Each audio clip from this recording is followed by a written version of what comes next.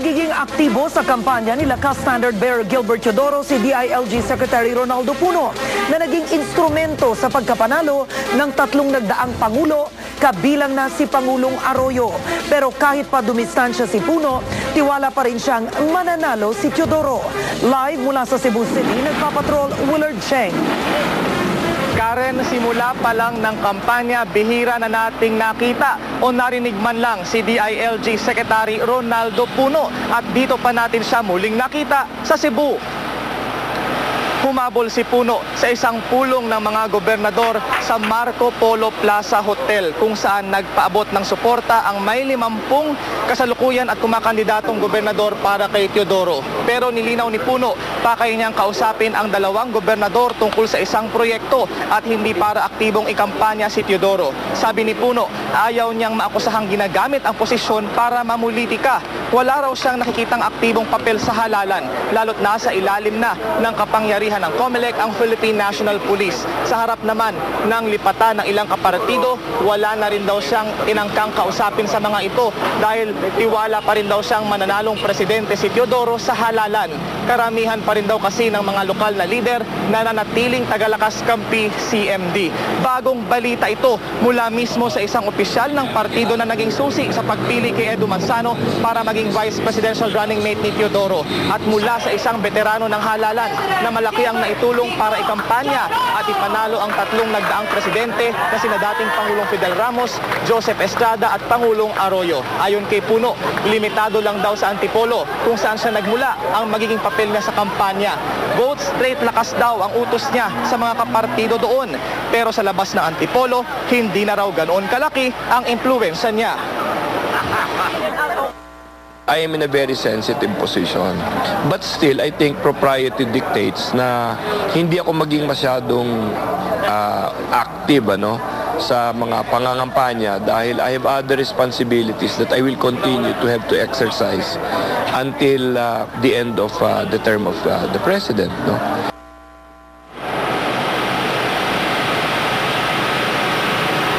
Mensahe pa ni Puno sa publiko maging mapagbantay sa araw ng halalan.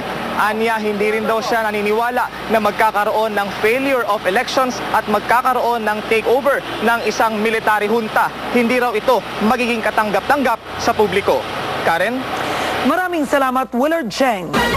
Tuluyan ang hindi inakredit ng COMELEC para lumahok sa halalan ang 27 party list groups. Ito'y matapos hindi makapasa sa requirements na nakatakda sa Party List System Act ang mga grupo. Partikular sa probisyong nagsasabing dapat kinakatawan nila ang mga marginalized o yung mga walang boses na sektor. Ayon sa COMELEC, sa Korte Suprema na maaaring idulog ng mga grupo ang kanilang apela, bagamat mananatili ang kanilang mga pangalan sa balota.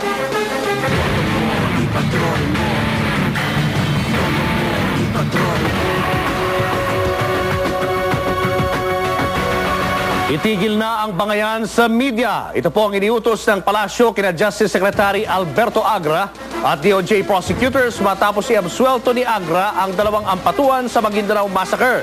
Naniniwala naman si Agra na sa kabila ng mga batikos, may basbas pa rin ang Pangulo ang inilabas niyang resolusyon. Nagpapatrol Cheryl Mundo.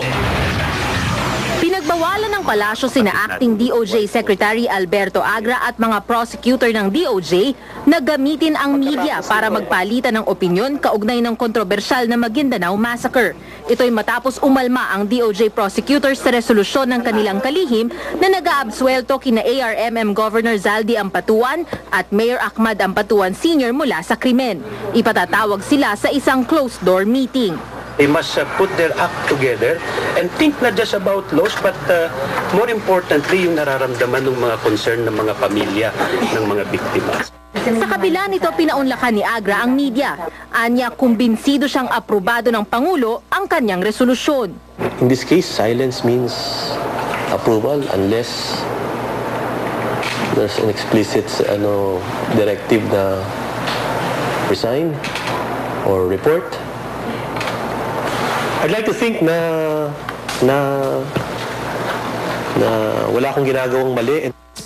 Naninindigan din siyang base sa mga ebidensya ng prosekusyon ang kanyang desisyon na sabihing walang matibay na ebidensya para idawit sina Zaldi at Ahmad Ampatuan sa massacre. Hirit pa niya, sorry na lang ang kanyang mga kritiko dahil siya at hindi sila ang nakapwesto. At this point, I am the acting Secretary of Justice. Responsibilidad ko ay evaluate ayon sa aking pagtingin. Siguro pag naging kalihim na sila ng department na to, then they will be the ones who will review the resolutions of the fiscals. Pinabulaanan din niya ang isyung nabayaran siya. Hamon niya sa mga naninira, maglabas ng ebidensya. Tiniyak din niyang walang kinalaman sa halalan ang kanyang desisyon kahit pa naging election lawyer siya ng Pangulo noong 2004. Hindi rin daw niya kilala ang mga ampatuan. Never met them. I only know them pag sa TV or sa hindi ko sila kilala. Bukod sa isyu ng Maguindanao Massacre, isang Dennis Fu na ang nagsampa naman ng kaso laban kay Agra. Kinukwestiyon ang paglalagay sa kanya bilang DOJ Secretary habang nananatiling Solicitor General. Ang Korte Suprema umaasa namang maaayos na ang gulo sa loob ng DOJ. Cheryl Mundo, Patrol ng Pilipino. Pinatitigil ngayon ng mga kaanak na mga taga-medyang nadamay sa Maguindanao Massacre ang lahat ng pagdinig tungkol sa kaso. Ito'y hanggat hindi pa napapalitan ang kasalukuyang administrasyon na hindi na raw nila pinagkakatiwalaang magbibigay pa ng katarungan sa mga biktima. Nagpapatrol, Shara Zambrano. Hindi ko maintindihan talaga.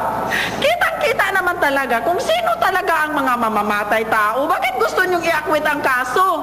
Lalo pang nadagdagan ang hinagpis ng mga kaanak ng mga biktima ng Maguindanao Massacre nang mabalitaan nilang pinawawalang sala ni Justice Secretary Alberto Agra, sina ARMM Governor Zaldi Ampatuan at Mama Sapano Mayor Ahmad Ampatuan Sr.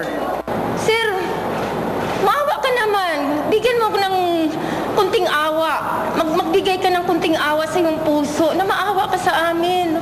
Dumating mula Mindanao ang mga kaanak ng 27 miyembro ng media na kasamang pinaslang noong Nobyembre 23. Nagsumiti sila ng mosyon na humihiling kay Quezon City RTC Judge Jocelyn Solis Reyes na ihinto muna ang lahat ng pagdinig sa kasong may kinalaman sa Maguindanao Massacre. Ayon sa mga kaanak ng mga biktima, hindi na sila naniniwala na kaya pang maging patas ng Administrasyong Arroyo sa kaso ng mga ampatuan. Mas gugustuhin nilang ipahawak na lang ang kaso sa susunod na administrasyon. Nawala na po kami ng tiwala sa Departamento ng Justice habang si Secretary Agra po ang kanyang kalihim at habang nandyan po ang administrasyon ni Ginang Arroyo. Reklamo ni Attorney Harry Roque, abogado ng mga biktima, hindi sila binigyan ng pagkakataon na sumagot bago naglabas ng desisyon si Secretary Agra. Hindi lang po mali yung desisyon ni Secretary Agra, pero siya po'y nagbigay ng desisyon nang hindi naman niya binigyan ng pagkakataon na madinig ang mga biktima na kasama natin ngayon. Natatakot ang pamilya ng mga biktima sa posibleng mangyari sakaling tuluyang lumaya ang mga ampatuan. Nasa panganib talaga ang buhay namin kasi hindi yan talaga sila titigil hanggat hindi nila kami nagagantihan. Pinaghahandaan na ng pamilya ng mga biktima ang motion for disbarment para matanggal sa pagkaabogado si Justice Secretary Agra. Bukas dadalo sila sa arraignment ng 14 na miyembro ng PNP na sangkot sa massacre. Shara Zambrano, Patrol ng Pilipino.